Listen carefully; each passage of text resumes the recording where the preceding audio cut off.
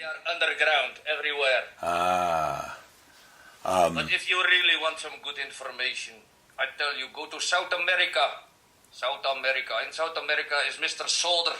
Sauder. Richard Sauder. Richard. You know the man?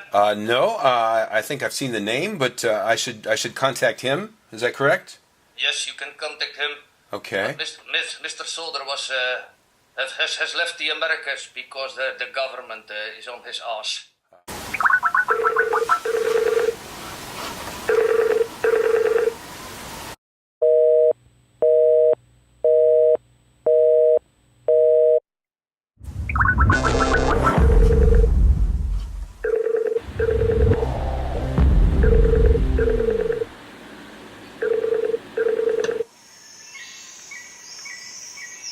Hello? Hello? Hello? Is anybody there? Oh, hello. I'm sorry. I called you, didn't I? Yes, sir. You called me. Who are you, and what would you like? I beg your pardon, sir. My name is Woodward. I'm with CN. I was with CN News. Swami sent me. Swami, that's a name I haven't heard in some time. It's like a magic word I'm finding. Thank you. Yes. May I ask what you is your concern? Swami told me to tell you that I am the journalist who was given the piece, the mini particle accelerator from CERN. That is me. I am indeed that person, and he said that I could give you a quick call to find out something. He said I got a little something in there. What is that? Science. Okay.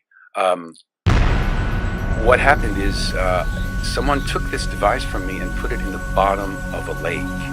And he has been getting all sorts of messages, I'm told, through the intel to go out to the lake and put something else back in there. And he has been contacted by someone in Washington, and the heat is on him and me. And before I get farther into this mess, can you tell me if these underground bases are real and what else is going on behind the scenes here?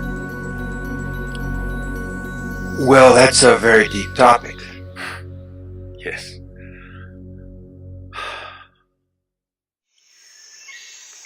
Anything you can tell me would be of great help, sir. Well, what I'm wanting to know is, first of all, can you give me some feedback on why Swami directed you to contact me, and how this device that you say you have fits in with this underground scenario that you're alluding to? Well, all I know is I came home one day and I happened to have a friend who is a press relation director at CERN, and he apparently went off the deep end, they say, and began taking pieces of it and farming them out to friends, and I happened to be one of them. They came after me and beat me up and took it from me. I don't have it, and I know we're being monitored right now, and I hope this conversation lasts, but before I go find a way to get to the lake and try to find a way to find out what's down there, I just want to find out if these things are real, because this information is very new to me, and I see your name a lot, and I just don't have the time to do the research I normally would. Are these things real? Well, let me tell you a couple of things to start out with. I am not an insider, and in your case, and in my case, that's a good thing. It means that I am not constrained by any type of security clearance or security oath, national security oath that I've taken. I've never worked for any of these so-called agencies. So that means what I know has come through conversation, archival research, observation, and direct investigation, on-site investigation. It also means that because I am not in a compartmentalized national security box, if you will, that I do not have to confine myself or my inquiry to a narrow scope. It also means I'm free to speak to a very wide variety of people, and I have. Now, all of which has left me open to discover a wide variety of information that otherwise might not have, including and especially if I were under the control of one or more of these agencies, be they publicly known or publicly unknown. The other thing is that in your opening, you might say, preamble to your question to me, you raised a number of interesting points that come up again and again in this business of underground bases. For example, let's call it purloined technology or exotic technology that is out of the ordinary realm. Your story rings a bell with me. It's not the first time I've heard it. One way or another, there are a wide variety of people on this planet who have gotten their hands on so-called exotic technology. Sometimes they want to have it. Sometimes they have gone looking for this technology. Other times the technology has just, so to speak, dropped into their hands, as is the case with you. The technology can be exotic technology of terrestrial manufacture, pure and simple, from soup to nuts. It can be so-called terrestrial technology that has been reverse engineered, and that may have come from more exotic sources, including off the planet, or it may be technology that has come from off the planet, pure and simple, has never been reverse engineered, and may even be quite ancient. It may be extraterrestrial technology that has come from the moon or from Mars or other destinations in the solar system, and that has been brought back by one or more space probes or one or more space expeditions, publicly acknowledged or not, and may have, so to speak, gone wild by one means or another. So the fact that you have got some unusual technology in your hands and don't know what to do with it doesn't mean that that is unheard of, or that I have never heard of that. In fact, I've spoken with others of whom that is true. Hello? Hello? Yes, Hello? sir, I'm still here. I'm still here. Can you hear me? Oh, man.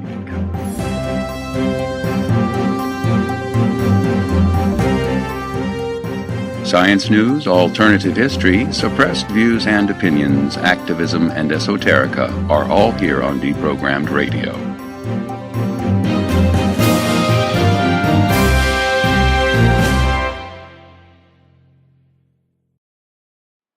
Hello, Richard Sauder. Welcome to Deprogrammed Radio. How are you today? I'm doing very well, thank you. How are you? May I ask personally, how are your feet? Are you able to walk around after what you've recently been through? Well, I still have problems with my feet and ankles. I don't have full feeling yet. I have more feeling than I did. I still have some impairment. My recuperation has now started into the third year. I am able to walk without crutches, albeit a little clumsily.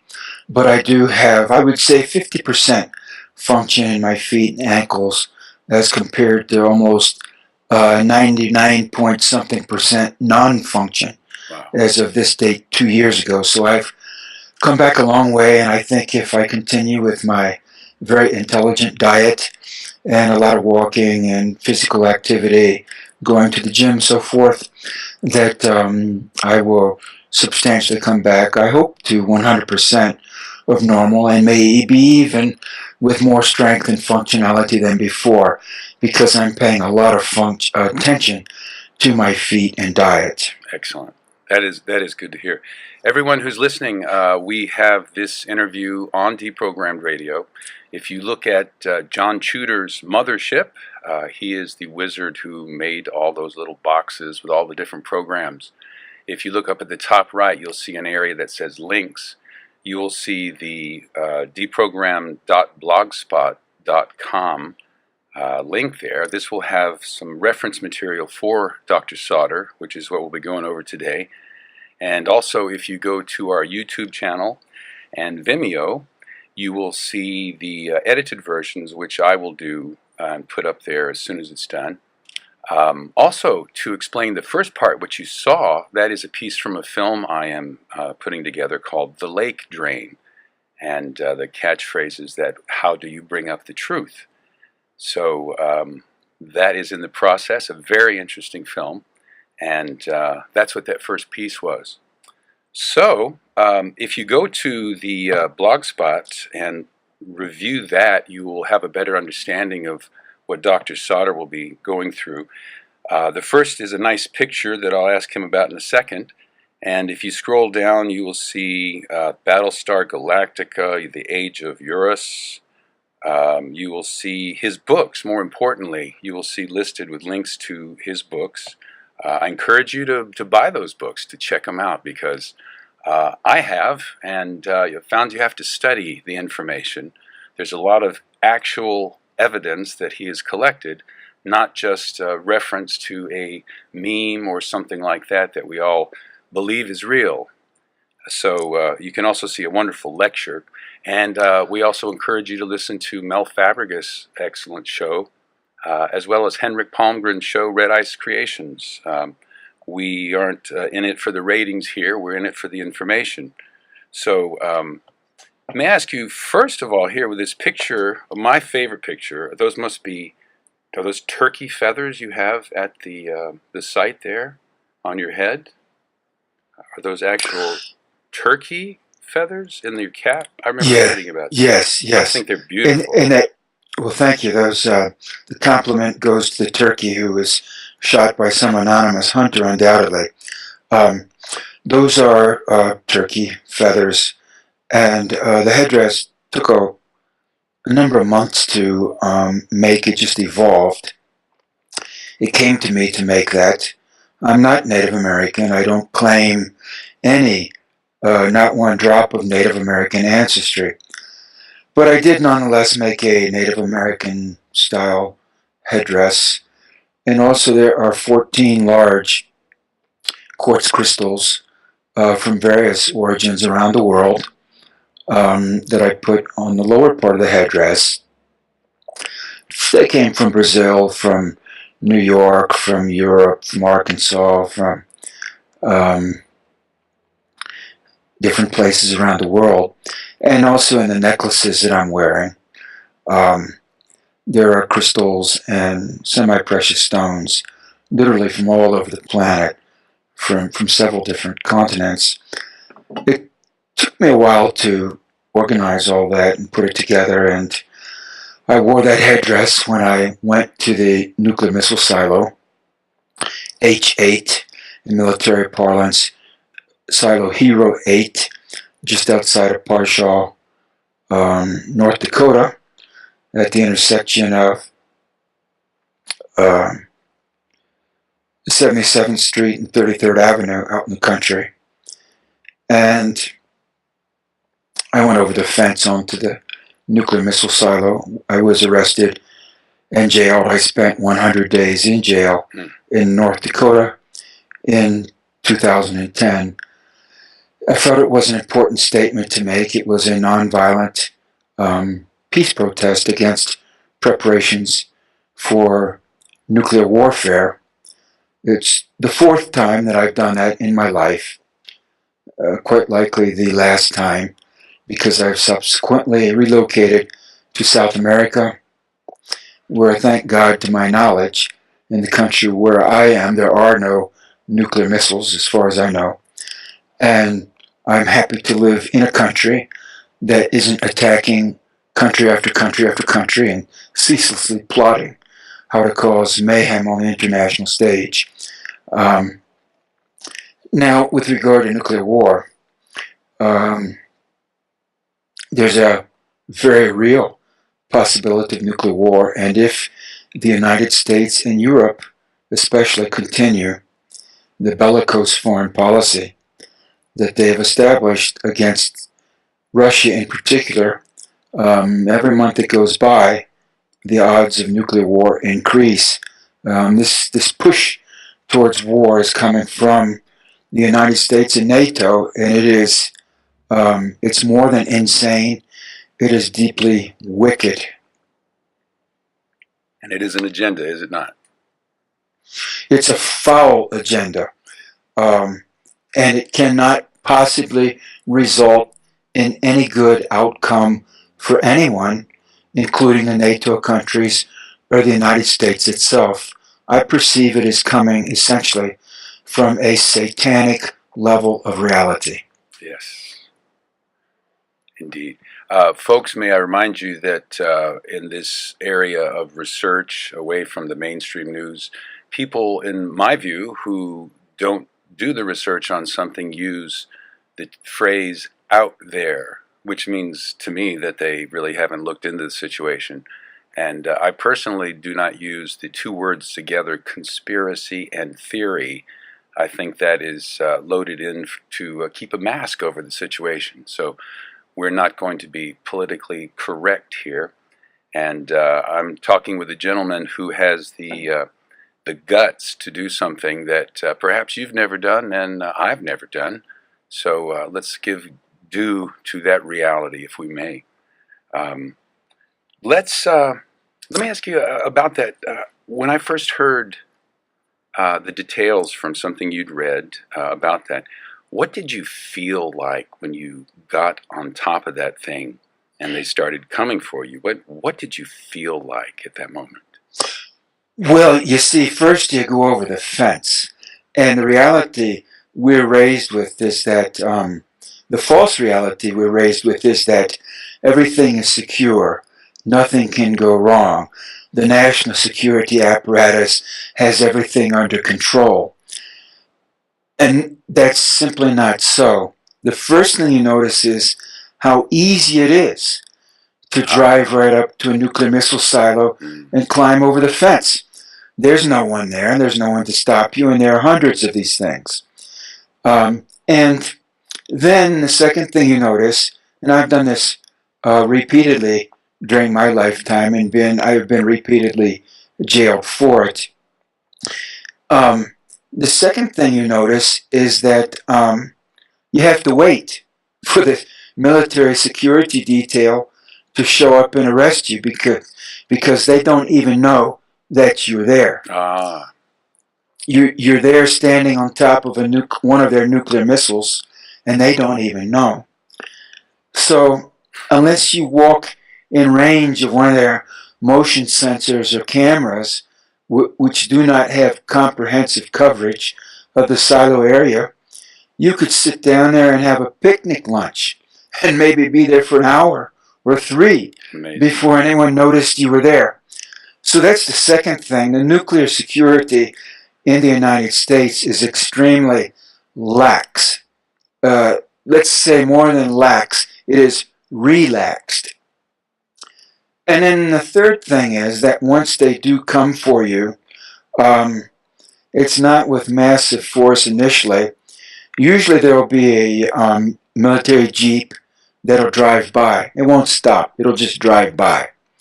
They're just looking to see what's going on. The second thing that happens is a sniper will come out and take up a position 100 yards, 150 yards away and draw a bead on your head. And that'll take anywhere from half an hour to 45 minutes for that to happen. And then another jeep or two will show up. And in my case, at North Dakota, after all of that happened, I'd been there the better part of an hour when I could hear multiple helicopters coming, thump, thump, thump, thump, thump, thump, thump, miles away. And I immediately knew that they had, assault squads and the helicopters coming for me.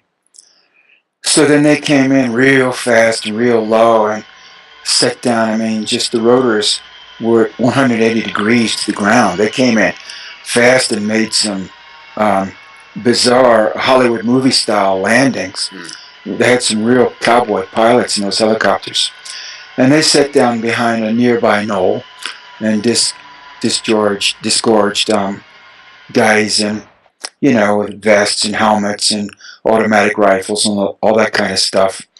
And eventually they sent one of those squads for one unarmed protester. They ramped up the security over the period of an hour or more. And eventually they had about 40 armed police and military personnel roaming around the silo area and military helicopters buzzing around like bumblebees. And then they cut the lock on the gate with the bolt cutters. Cut the lock. They didn't have the keys? No, I don't think they had a key. And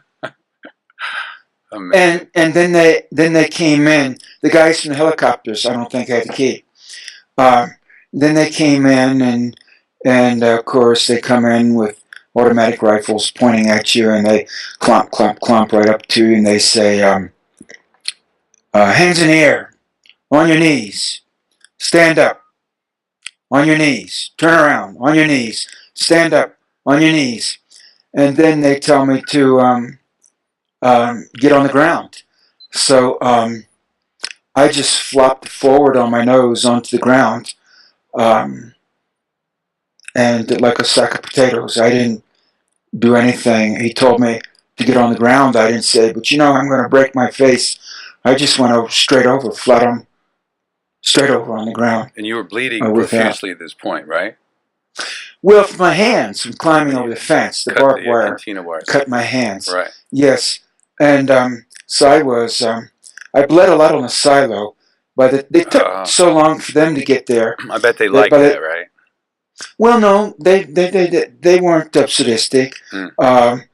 They were just very matter of fact. They were heavily armed and matter of fact.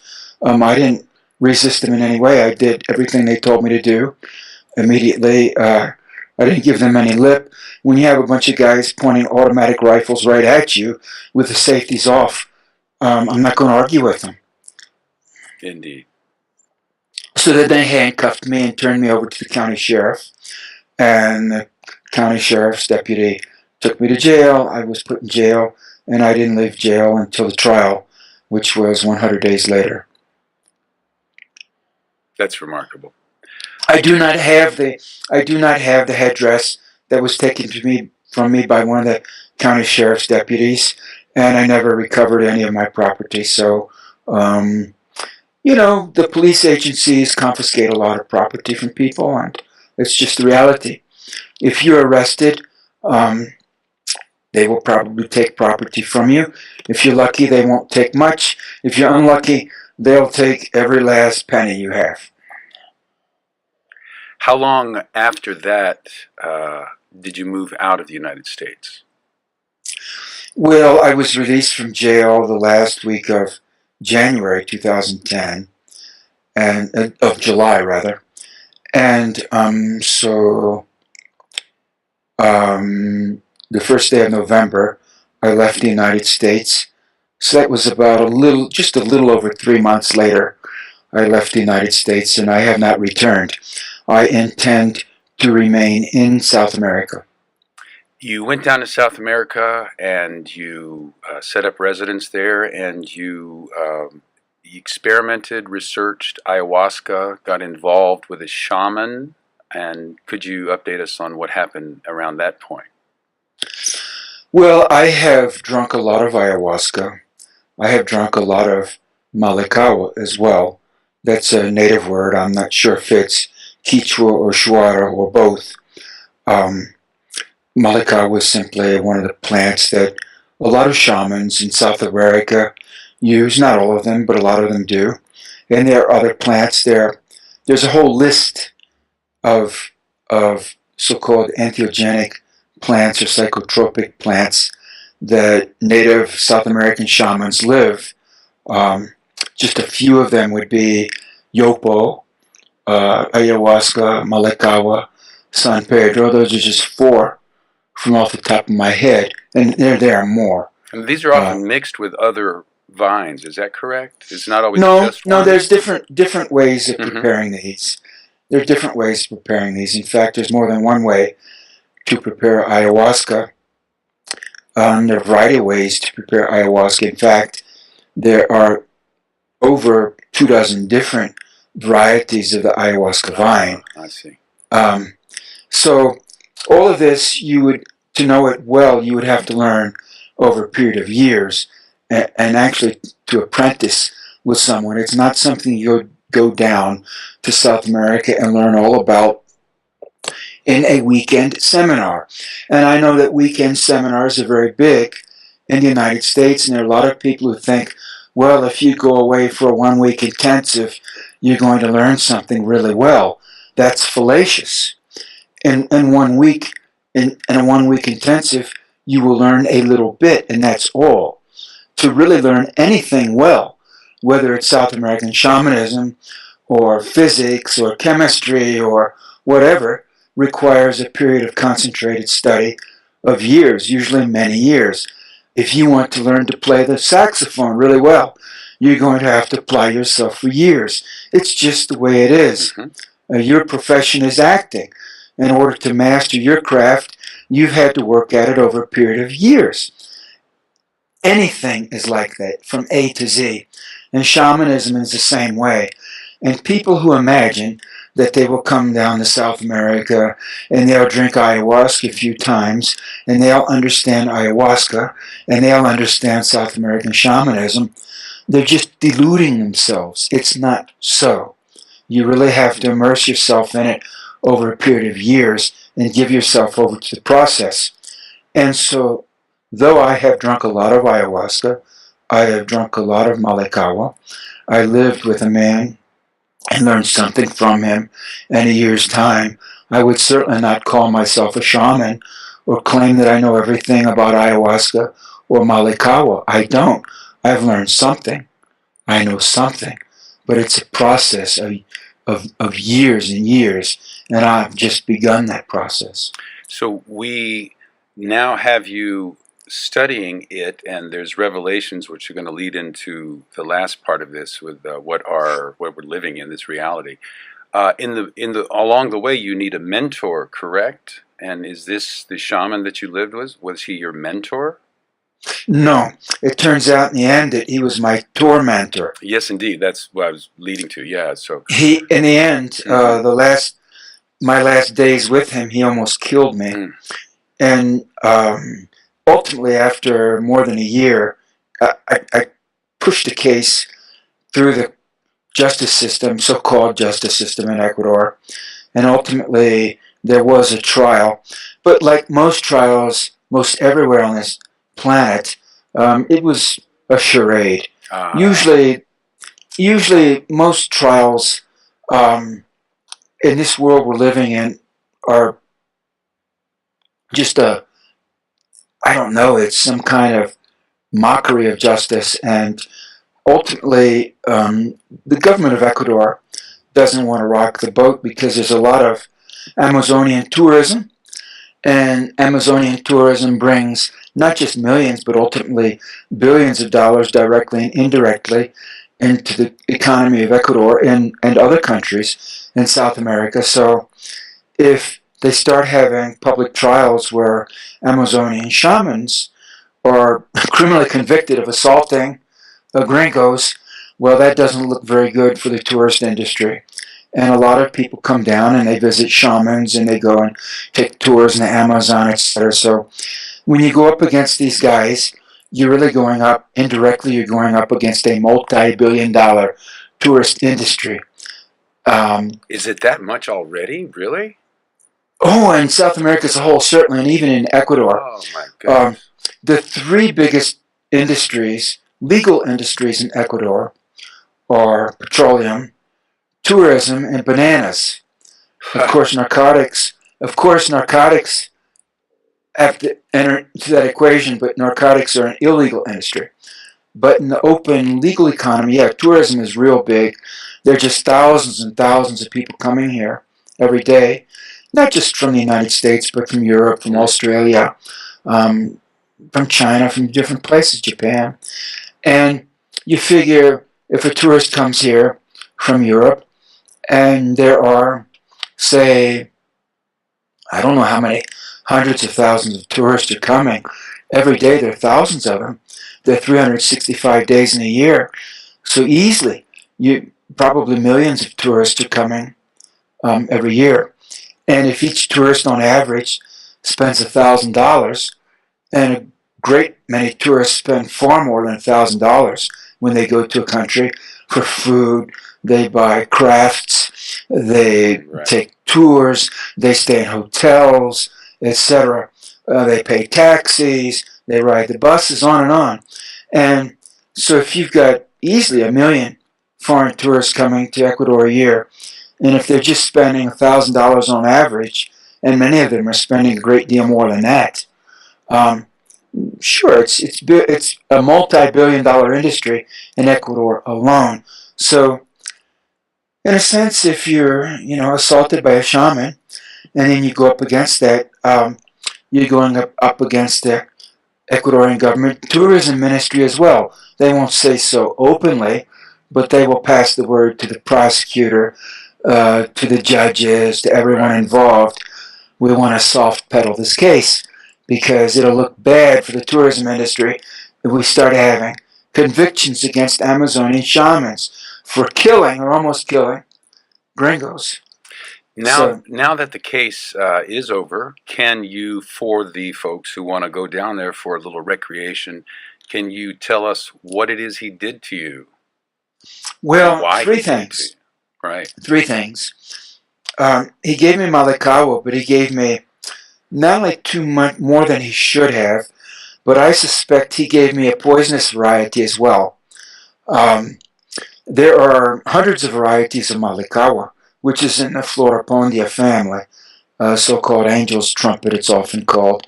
There are hundreds of varieties.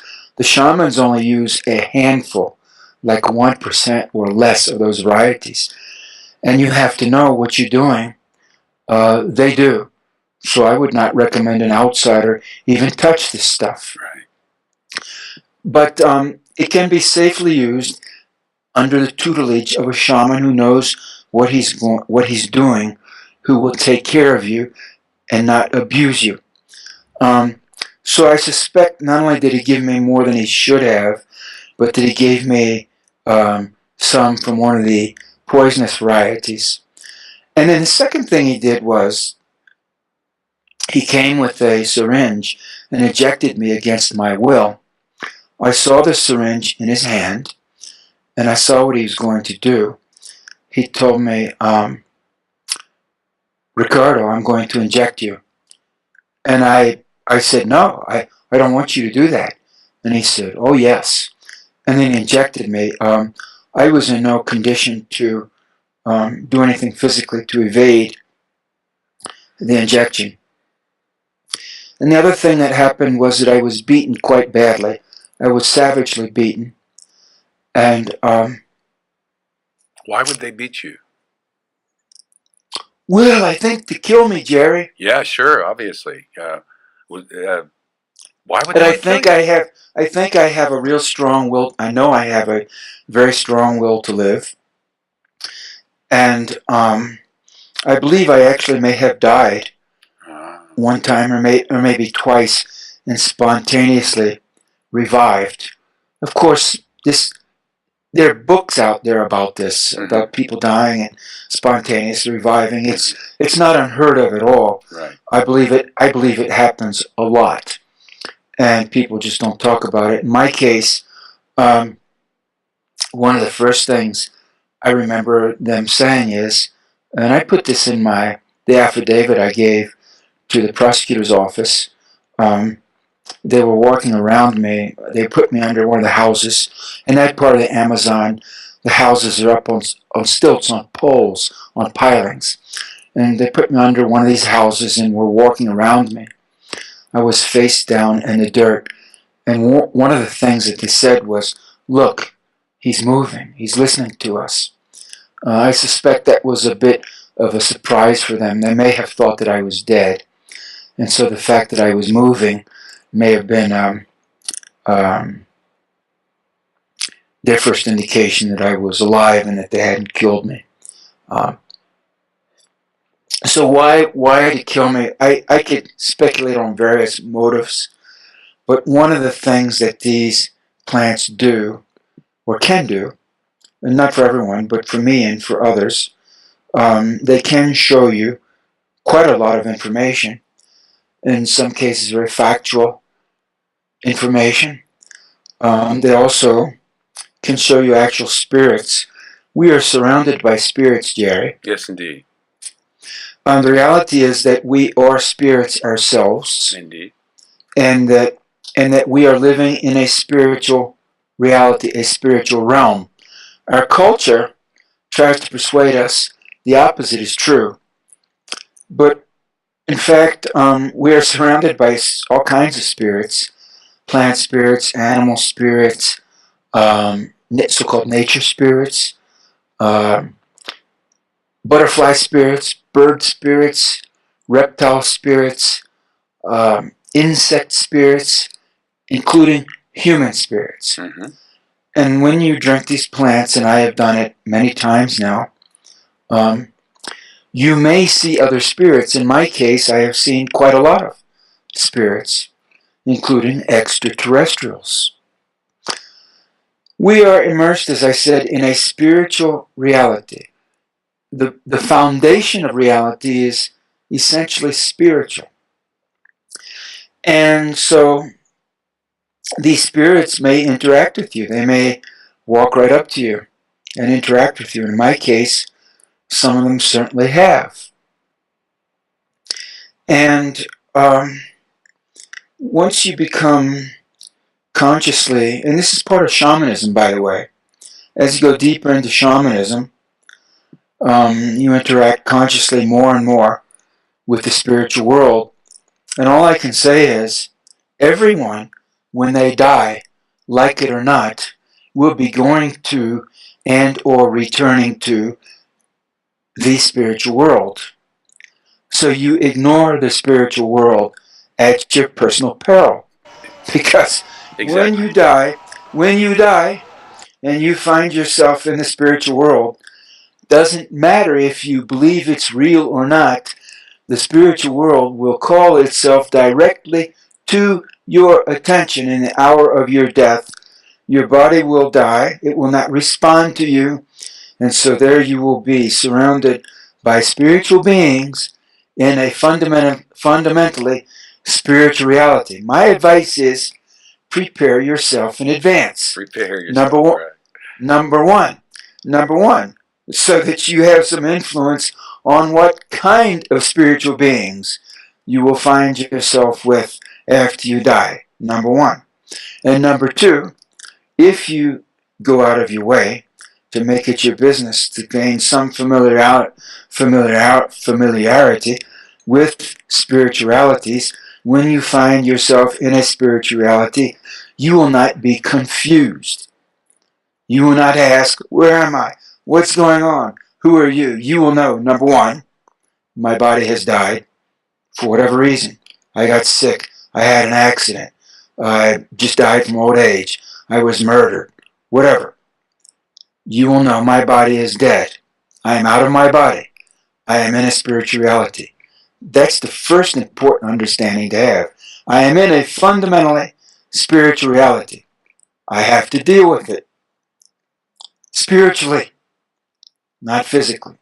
Number two, I am surrounded by or confronted with or in front of or I see spiritual beings. Instead of freaking out, you have to deal with that. It's the way it is. In the spiritual realm, the beings are spiritual. You must deal with that. If you don't, you will have a very hard time in the spiritual world. And the second thing is, the type of person you are and the type of spiritual experience you have, or the type of spiritual experience you avoid, will determine the type of spiritual beings with whom you interact in the spirit world. It's the way it is. In fact, you could even say it's that way in this world. The type of person you are in this world determines, for the most part, the type of people with whom you interact, even more so in the spiritual world. So my advice is understanding that instead of blowing me off, or instead of saying, he's crazy, he doesn't know what he's talking Out about. there.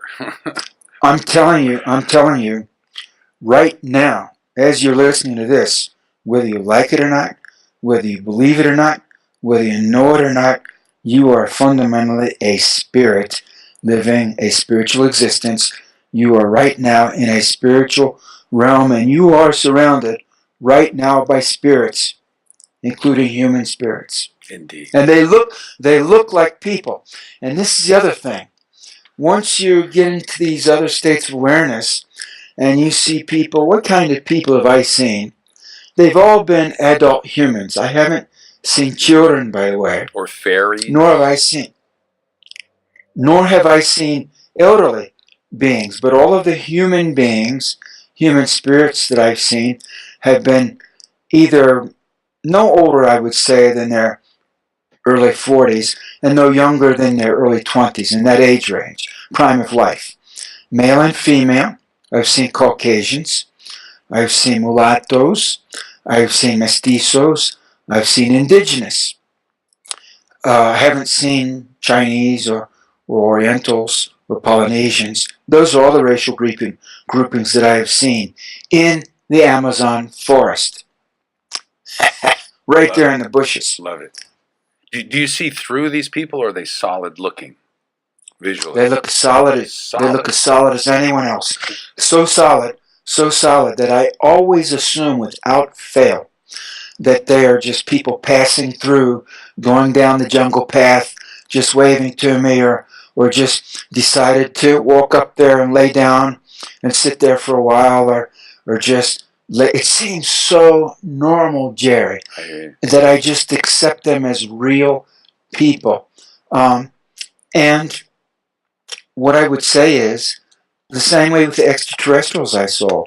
They were so normal seeming, just solid as can be, that I accepted, okay, there are a couple of extraterrestrials here, no big deal.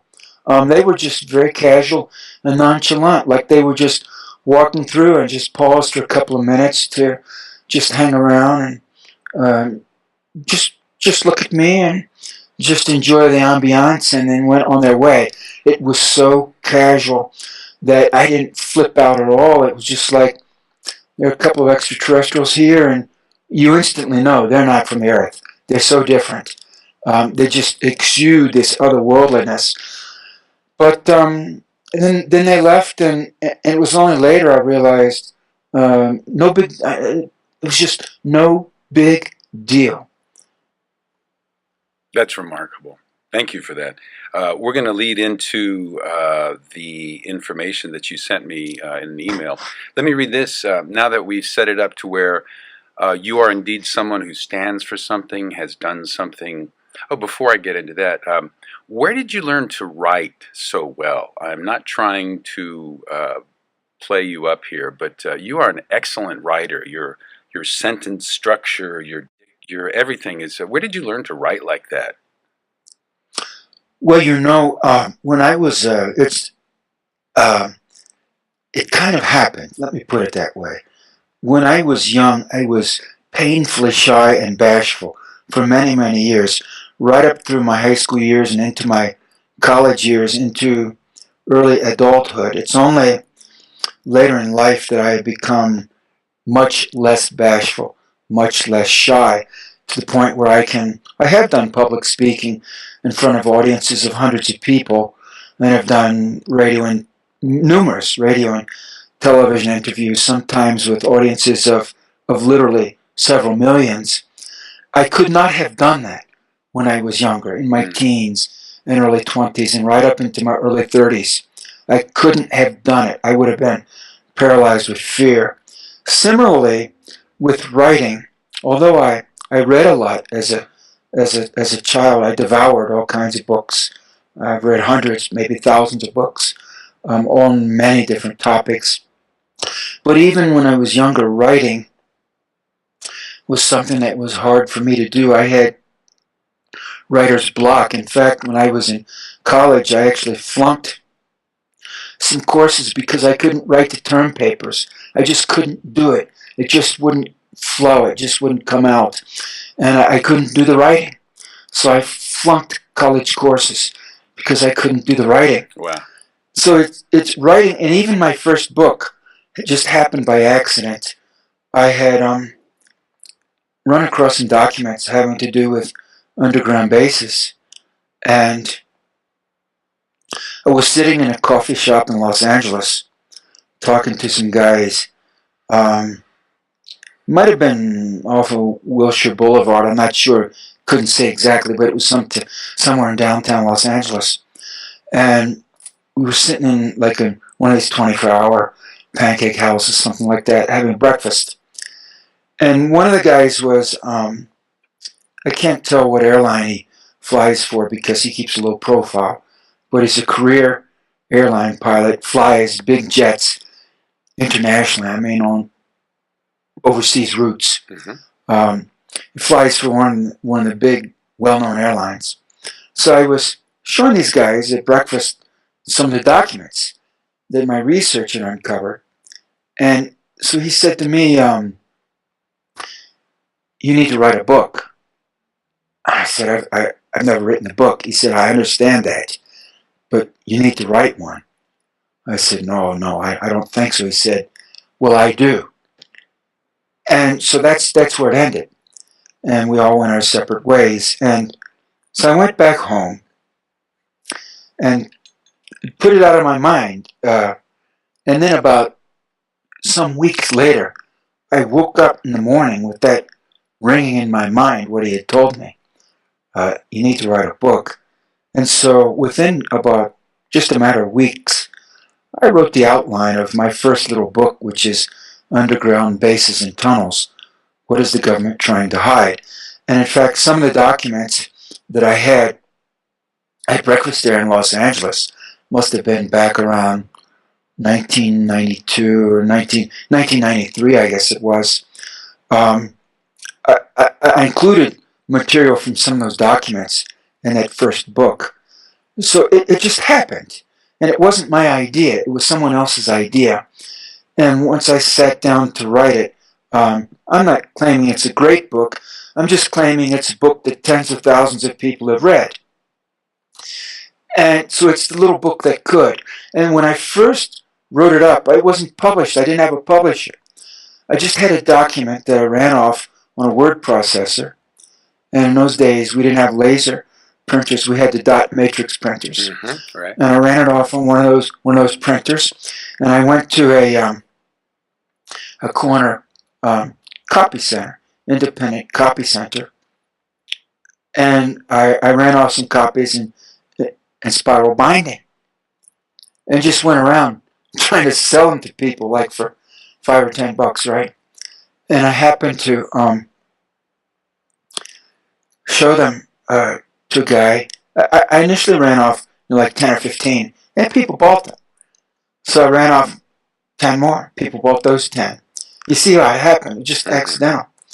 And I was just like saying, hey, buddy, I wrote this book. You want to read it? Oh, what's it about? Well, it's got underground bases and stuff. Bases, right. Oh, far out, man. So it wasn't a book. It was just this thing I ran off at a copy center, 10 copies at a time. And it got up to like 200 or 250 copies. And then my younger brother, typeset it for me. He said, there's some interest in this. You want me to typeset it for you? I said, okay. So my younger brother typeset it. And then he had a little independent press at that time and ran off just 100, 200 copies, something like that. And then those sold. And then David Hatcher Childress, actually I ran into someone at a conference, a UFO conference, and showed it to them. And that person knew a guy whose name I won't mention, a Southern California hustler, who then bought up all the copies of the book I had. and said he would make me big. My book was going to sell 100,000 copies, and he would make big money. Well, he stole from me. I won't mention the guy's name. He stole from me. And when I found out he was stealing from me, I actually drove I was living in Arizona at that time. I actually drove from Arizona, from Flagstaff, and showed up at his place of business unannounced in the morning. And when he was shocked, and I confronted him, and I said, you owe me money. You've been stealing from me. I got my money from him. And all of my books, I loaded my little Ford Fiesta to the roof with all the books, and drove out of there with cartons of my books. And then David Hatcher Childress, who now has Adventures Unlimited Press. Right. It's one of the best alternative presses in the world. Yes. David has one of the best gigs going, and he's worked hard to establish it. I wrote to David Hatcher Childress, and I said, I have this book on underground basis. Would you be willing to take it over for me and sell it and print it? And he said, okay, just send me what you have, and I'll sell it for you. And because he had just written his first 1 or 2 books, published his own books. And so I sent him my book, and he sold out everything I sent him, and then he printed it up. And I was David's first book. Now David has dozens, hundreds of books. I love his catalog. But I was David's first book, first author. And then he subsequently is still handling a couple of my books. We have him linked on. Brett. We have him linked on the blogspot. Let me interrupt right here because I'm going to ask you the one big question. Then we're going to continue over the hour. This will be on YouTube and Vimeo and wherever else. But we don't have a subscriber section, so we're not asking that big question and then go into the break. But just so folks will hear it on the radio, we're about to run out of time there. The question is, and everything is linked on the blogspot, but this leads into your experiences with ayahuasca and everything. And you said in your email to me that 2 levels of control, if we are on automatic, DNA, which is natural if it is not genetically engineered, and maybe it is to a degree. And number 2, the machine, artificial and subtle, devious and ruthless beyond words. So that will be on Vimeo and YouTube, and if you're cutting off on the radio, we'll see you later. And what do you say to that question, sir?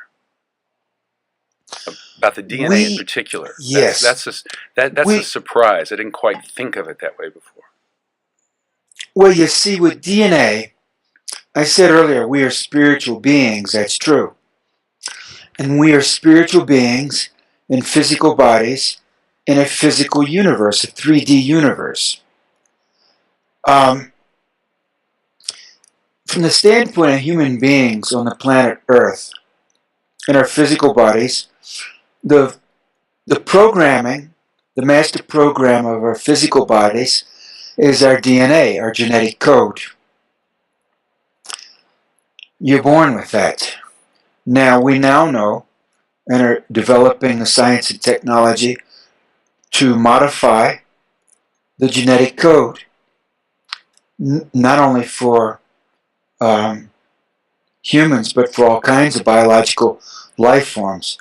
Presumably, if humans, terrestrial humans now have developed that technology, it's available to any other technologically capable species of life, whether it's a natural species of life or artificial species of life, to do the same thing.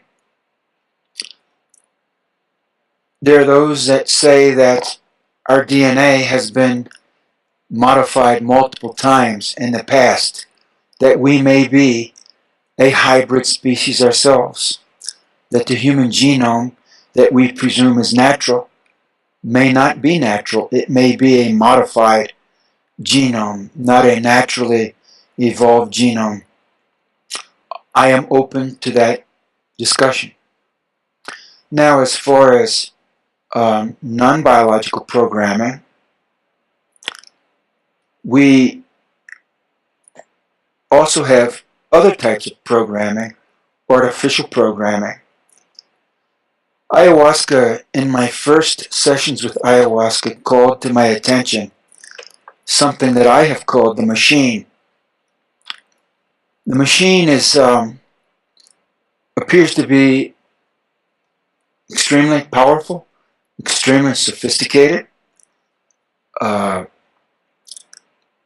artificial, and operating not only in the three-dimensional physical realm, but also in the near spiritual realm, the so-called astral realm. The machine is not all powerful, but it is considerably powerful. I do not perceive the machine as God, but I believe it may be a weapon of war that operates at least on a planetary scale, perhaps on a solar system scale, and maybe even on a galactic or subgalactic scale. The machine appears to have many tentacles and control extensions, and to use them to dominate a sentient species of life, such as the human race on planet Earth, and also to dominate and subjugate the planet itself, which includes myriad other non-human species of life, and also the atmosphere, the hydrosphere, the lithosphere, etc., the aquasphere on this planet, the ionosphere, all of the spheres, including the biosphere, and all of these aspects of the planet are related in multiple ways with thousands, if not millions and billions of feedback loops. We see in the solar system one planet is orbiting as rubble between Jupiter and Mars. The esoteric tradition on this planet holds that that planet was inhabited many thousands of years ago and was destroyed in interplanetary warfare or galactic warfare. My guess is perhaps in the time frame of 15,000 to 75,000 years ago. We also have another planet in the solar system that's been devastated. That would be Mars. It appears that Mars was very Earth-like in the past, but underwent tremendous bombardment. And now Mars is without an atmosphere, or like less than 1% of the atmosphere it used to have. Mars apparently also used to have rivers and lakes and oceans. All of that is gone. It is a desert planet, a devastated planet at this point. I was just reading an article today on the internet. There's a lot of scientific evidence that there was a vast nuclear explosion on Mars in the past that devastated the planet. The nuclear explosion was like 1 million times as great as a 1 megaton bomb explosion. A 1 megaton nuclear explosion will take down most cities. So we're talking about something 1 million times more powerful than that. There may have been more than one thing. Mm-hmm. When you get into the esoteric tradition of this solar system's history, and I'll leave you on your own to do that. You can dig out bits and pieces of it here and there. It does appear that there was, shall we say, war in heaven in the distant past in the solar system. And planet-busting weaponry was brought into play. The mother of all nuclear weapons, I think plasma discharge weapons, probably scalar weapons, things of that nature were used. We are now, with terrestrial military technology, developing some of these same weapons all over again. Nuclear weapons, scalar weapons, plasma, particle beam weapons. It's like we're replaying this dark chapter of history, like we have an amnesiac block, and in the most dysfunctional way possible, we are now, after a lapse of, who knows, 10, 20, 40,000 years, replaying it all over again, like a dysfunctional, abusive family that replays the abuse generation after generation. We're sick, man. We got a real sick aspect buried deep in our psyche, deep in our genes, deep in our racial memory. We are just sick to our souls. Look around the planet and you'll see what I mean. How do we get better? By any means possible. Any therapeutic means that will make anyone better. Physically and spiritually, it can only help. That's all I have to say. But it appears there was interplanetary warfare. Some of it took place on the Earth, but the planet that used to orbit between Mars and Jupiter, and Mars took the brunt of it. Venus itself may have been further out in the solar system in the past, and may have been flung into the inner solar system by this violent conflict. There was heavy weaponry that was brought in, heavy stuff. There is some evidence, if I may, there is some evidence on the internet. A gentleman I came across a while ago named Norval Cunningham, his first name is spelled Norval. He's collected a series of photographs that show catena chains on the moon, for example, where it is quite obvious that some sort of weapon has left a perfectly straight line with marks in a row. It's kind of obvious that a large piece of rock that hit a planet wouldn't make a perfectly straight line. So I've seen his collection. No, you're looking at high-tech planet-busting machine guns there. Yeah, unbelievable. But they're on the internet. You can see them, right? On the moon, you can see that. Mm-hmm. One of Mars' moons, Phobos, has just been machine gunned up and down. I mean, we're not talking about 50 caliber, we're talking about 5 billion caliber. The military machinery that was used in this conflict was just mind-boggling. And you're right, the moon just had the hell shot out of it. Just shotgunned up, down, and sideways, as did Mars. And you just had, we're talking battle cruisers that came in here and just shot the F-U-C-K out of this solar system. There was just a huge battle for control of the solar system. My presumption is that this thing that I am calling the machine won, and now lords it over this solar system. I am presuming the machine has different aspects. It can be, in fact, the moon itself may be the place from which the machine projects, or the moon in orbit around Mars. All of that may be extensions of this machine. The moon never turns around, does it? No. And in fact, there are records, when you go back into the deep legends and the deep written history of the Earth, there are references to the time before when the moon was not orbiting around the Earth. I don't know when the moon arrived. I'm guessing it arrived sometime within the last 100,000 years, perhaps within the last 50,000 years. It appears the moon was not always orbiting the Earth, and that when it set up orbit around the Earth, it was a big event, literally a watershed event. That may have been what caused the big flood legends all over the Earth, because you move in something huge like that, and it is tidal locked to the Earth. Any body of water, any large body of water on the Earth, it's going to just wreak havoc with that. And it'll take a period of weeks, maybe months, maybe even years, for all of the oceans and seas to settle down again. So it was a big event. And it would have been the kind of event that would have killed a lot of people outright. And those that were left would have been real traumatized. Whatever major civilization was here would have pretty well been leveled, which may have been the intent.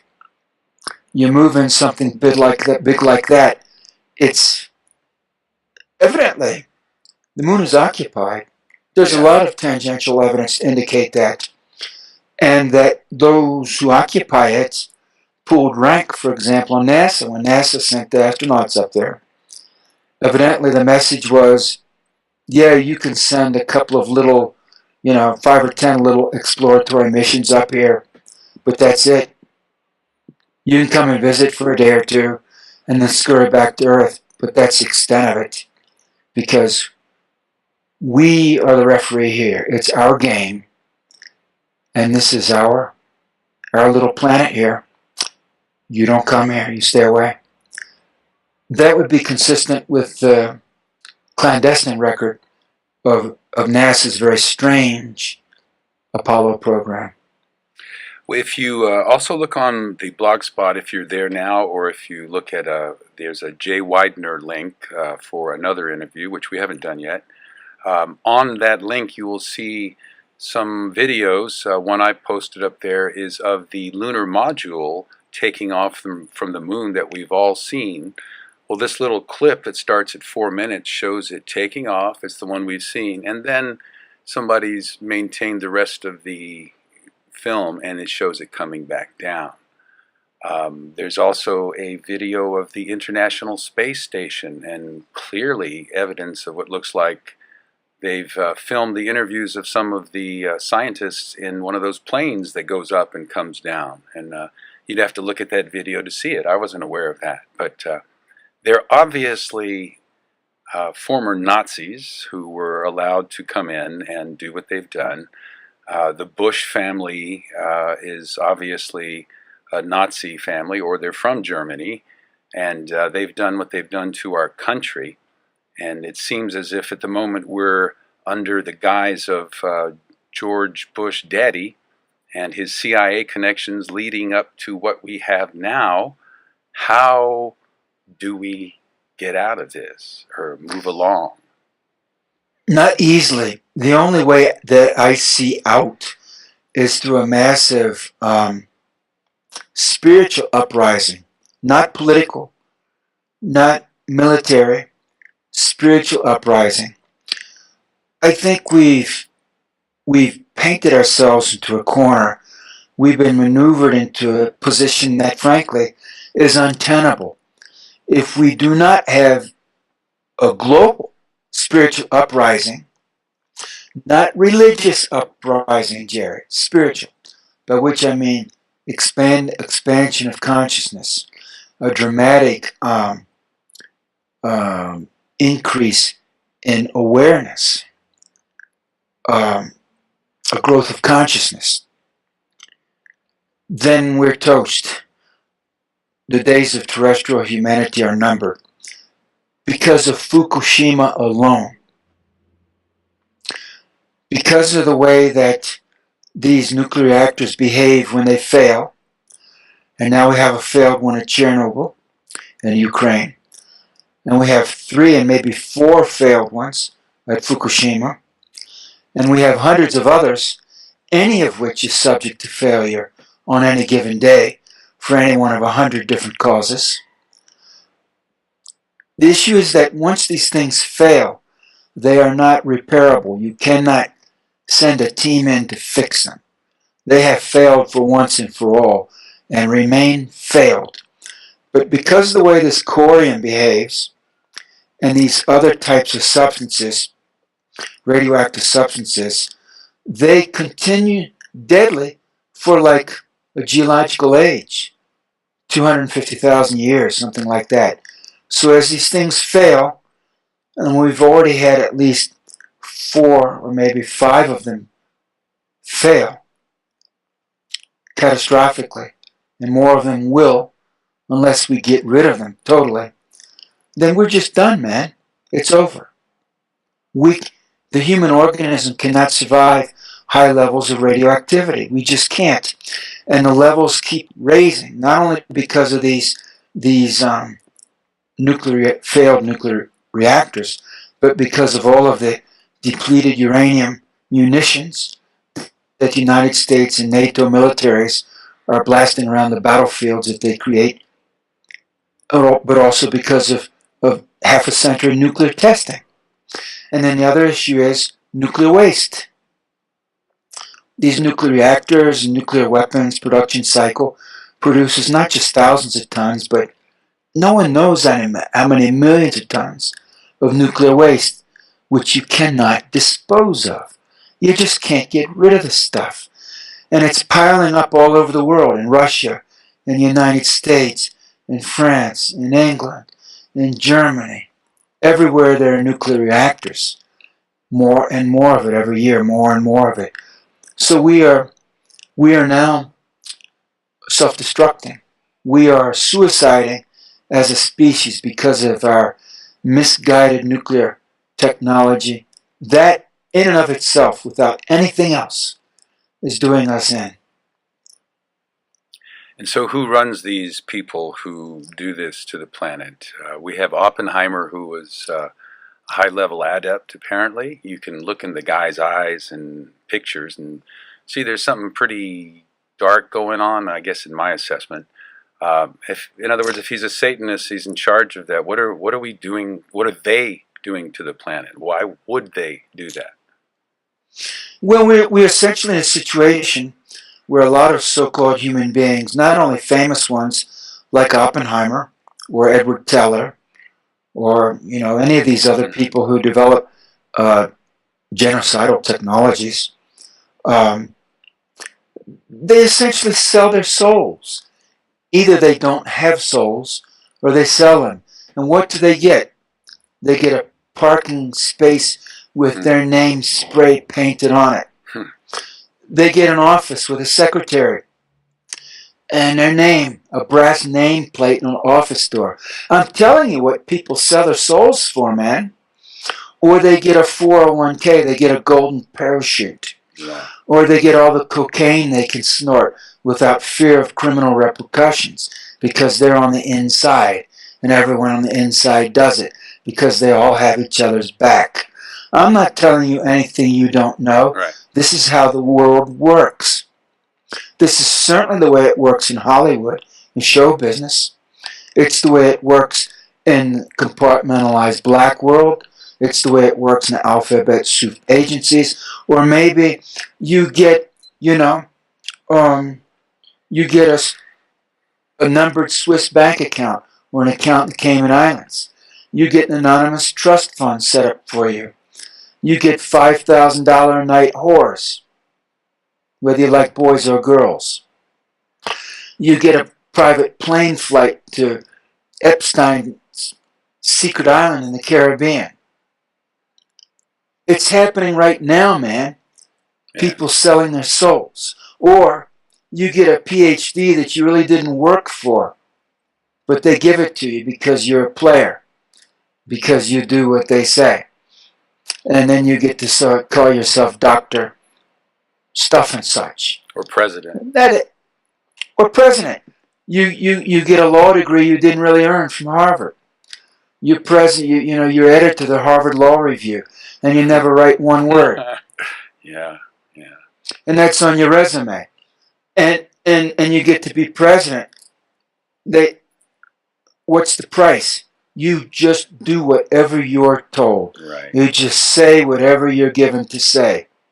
They tell you to smile, you smile. They tell you to lay low for a couple of weeks, you lay low. They tell you to go play golf for 5 weeks in Hawaii. You go play golf for 5 weeks in Hawaii. And you fly around on a big jet and you have the mother of all security details. It happens. It's the way the system works. This is what the machine does. The machine gives you what you want. There's only one price. The machine requires of you your soul, your very soul. And ayahuasca showed me this in a sense as well. In one of the first sessions I had with ayahuasca, it showed me something like uh, a long shed with a low roof, no more than 10 feet high, something like that. And in this shed, which stretched, I don't know, maybe to the vanishing point, a long distance, there were 2 rows of seats.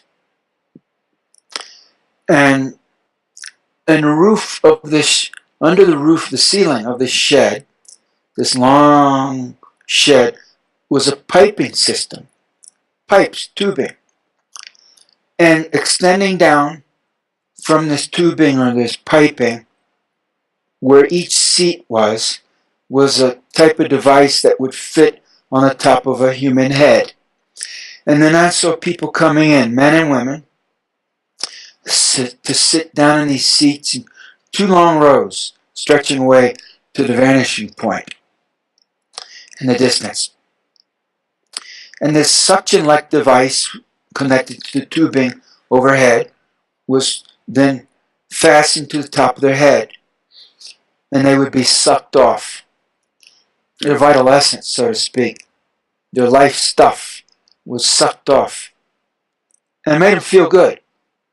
It was like looking at an opium den, like people sitting around smoking opium, like a crack house, people taking hits off crack pipe or something like that. Their eyes were just glazed, eyes and their faces were glazed with pleasure, and they were moaning with pleasure. And I saw them just having their, I don't know, their vital life juice, so to speak, sucked off, and then it was sucked off into this tubing overhead and pumped away somewhere. Very much analogous to a milk shed, like a dairy parlor on a dairy farm, where the cows come in the morning and the evening, and then they have these suction devices hooked up to the teats on their udders, and they get gallons of milk sucked out of their milk bags twice a day. And for the cows, this is pleasurable. It's like having a calf, like 4 calves simultaneously, sucking the milk out of their udders. And then they usually get fed something at the same time, some ensilage with some molasses and oats. So for the cow, it's a twofer. The cow's getting sucked off, and it's also getting this stuff to eat. And that's why cows willingly go into the milking parlor. For the cow, and they say, feels good. Yeah. And this is what I saw. Only instead of the cows being milked, was people being milked to the top of their head, to their crown chakra, their vital essence. And so what does the machine do with this juice? Whatever it wants. The machine, understand, is artificial. But all of a sudden it has this vital life juice, which it can use, which it can engineer. I bet that is an energy source that it can sell on open market, probably galactically. I would imagine fresh human juice, fresh earth human juice, has a certain price on the galactic market. The TV series Battlestar Galactica references a lot of this, what you're talking about, and I watched most of that series and got a different insight into some things. But let me, Jerry, Jerry, do you think the creative entities behind Battlestar Galactica might possibly have drunk ayahuasca once or twice? Could be, yes, possibly. For 10 times. I know I know there won't be a juice out there for ayahuasca juice. I understand that much. I understand it's pretty nasty. Start with the fact that it tastes really bad. Oof. And that it's quite I'm almost vomiting just talking about it. And it's quite common to vomit when you drink it. Now there are people I've met who claim that it doesn't faze them. But let me say, this will never be Coca-Cola or Sprite or anything like that. It's not like lemonade. It's not like you go and you order a hamburger and some fries and you say and I'd like a lemonade. It's not like that, Jerry. Wow. It tastes so bad. And people who worry about addiction to ayahuasca, well, let me set your mind at ease. This is never anything your kids are going to get addicted to. It just won't happen. They might drink it once or twice out of curiosity, and they'll go right back to Coca-Cola. Whether or not Coca-Cola is a good thing, we could talk about later. Yes, indeed. Let me ask you one last question, and we'll let you go. The movie Willy Wonka had the golden ticket, which might very well reference the free pass to the quote underground bases, all that. What do you think is the possibility if these elite do indeed go in the underground bases, which are fortresses, and I know there's ancient underground bases, ancient underground cities, pockmarked all over the world. What are the chances of these elite going underground with this golden ticket, surviving a major earth change? I can't say because I don't know all of the factors involved. It would be highly situational. I just couldn't predict. And here's the thing, neither can they. Mm-hmm.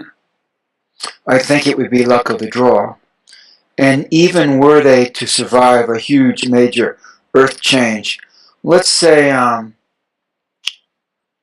any given member of the Bush family, let's say they go down into a deep, 3-mile deep underground bunker, or 20-mile deep, just high-tech sci-fi like, all hell breaks loose, and they come back topside, and they've got 200 bodyguards with, automatic weapons and so forth. Once they run out of ammunition, what next? What next? Do they know how to start fires with sticks? I don't think so. I don't think so. You're on record as saying that there's no evidence for Dulce in New Mexico, correct? Well, there's a town of Dulce. Oh, yeah, you know what I'm saying. And I believe that the story as put forth by Phil Schneider, most notably, is disinformation. Gotcha. Let me qualify disinformation. Even in the word disinformation, there's the word information, but preceded by the prefix dis. So even in disinformation, there's true information. So part of this apocryphal Dulce story is true. Number one, there is a town of Dulce. Number two, strange things have happened in and around Dulce. But you know what? Strange things happen in and around this whole planet. Everywhere. Everywhere. You just have to open your eyes and start being observant. And if you don't notice strange things, then you're just not very conscious. But beyond that, there certainly are underground bases, including secret underground bases. There are underground bases in New Mexico. There are underground facilities in northern New Mexico. There are many UFOs that are seen in New Mexico. I have seen UFOs in New Mexico. But you don't necessarily get the Dulce story, the apocryphal Dulce story, as told when you mix all of those elements together. What I will say is that elements of what Phil Schneider said are undisputably true. There are underground bases. There are big underground bases. There are technologically sophisticated underground bases. There are underground bases in New Mexico. All of the evidence that I've seen strongly suggests that there are extraterrestrial beings, and some of them are here on Earth, etc., etc. Does all of that necessarily mean that everything that Phil Schneider said is true? No, not necessarily. In fact, he's dead, so no one can question what he said. Least of all me. And as far as Krista Tilton came out with some of the earlier versions of that, even before Phil Schneider was going around, Krista Tilton was going around saying that she had been abducted and taken to a secret underground joint United States military, joint extraterrestrial gray, deep beneath Dulce, New Mexico. That was back in the 1980s already, mid-1980s, I believe. I talked to Krista a couple of times, and she ended up telling me that she couldn't be sure that she was at Dulce, New Mexico, but that she was told the name of the place where she was Dulce. Do you understand the distinction? Yes, indeed, yeah. Dulce itself is a very common Spanish word that means sweet. Dulce just means sweet. It's one of the most common words in the Spanish language. So when she was taken to a place called Dulce, and she asked, "Where am I?" and they said, "You're at Dulce," they were just telling her, "You're at Sweet." It's meaningless. This place is called Sweet. It's in Spanish. It's meaningless. It's meaningless. So you could say it's sweet disinformation. Ah, excellent. We're going to wrap up there for today. Thank you so much. It's a joy to talk with you. It's been quite a while since I first encountered you. You're a gentleman, and I really appreciate that. Do check out Dr. Sauder's books on our blog, deprogrammedradio.blogspot.com, or it's on the top of the mothership, John Tudor's big radio station there at the top right. And we thank you and wish you well, sir. I hope you take care of yourself. Thanks a lot, Jerry. I appreciate it. Okay. Catch you later, okay? Bye-bye. Sure thing.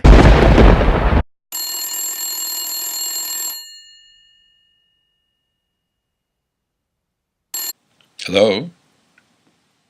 Hello? Oui. Hello, bonjour, Mr. Woodward. Pierre. How are you today? Ça va? Bien? Wonderful. I got your email, and it was encrypted. Might you read it for me, please, real quick? Certainly.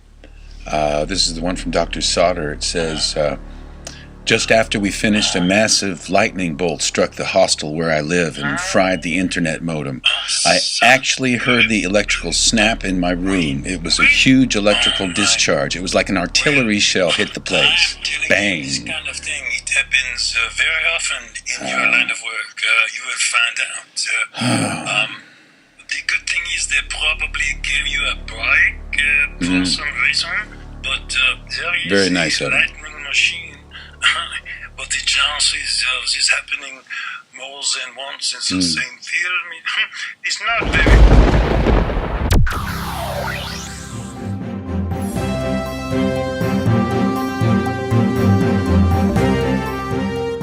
Science news, alternative history, suppressed views and opinions, activism, and esoterica are all here on Deprogrammed Radio. Bye-bye. Sure thing.